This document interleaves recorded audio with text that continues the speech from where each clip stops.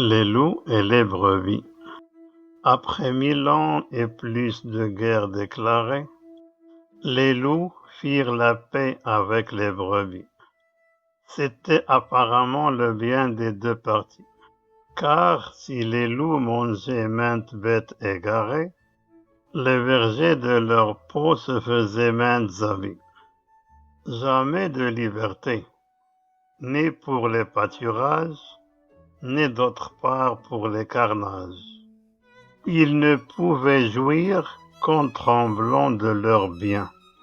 La paix se conclut donc en don des otages.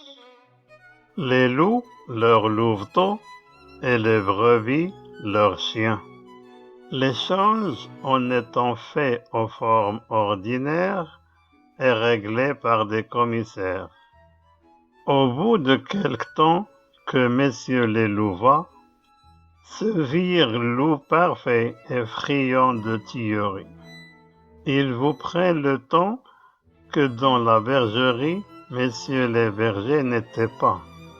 Étranglent la moitié des agneaux les plus gras. Les emportent au don dont les voix se retirent. Ils avaient averti leurs gens secrètement.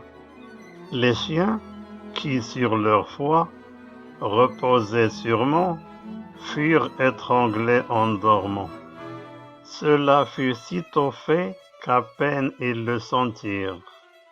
Tout fut mis en morceaux, un seul n'en échappa. Nous pouvons conclure de là qu'il faut faire aux méchants guerre continuelle.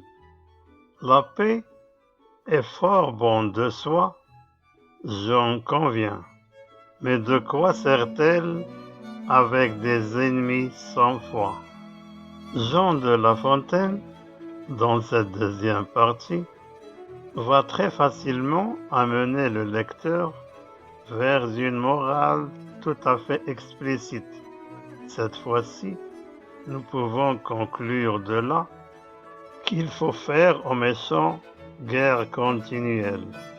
La paix est fort bonne de soi, j'en conviens, mais de quoi sert-elle avec des ennemis sans foi?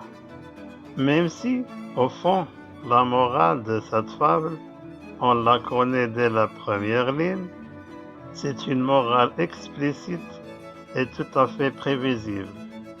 Cette morale apparaît comme un constat et montre que la raison du plus fort finit toujours par être meilleure, celle qui gagne.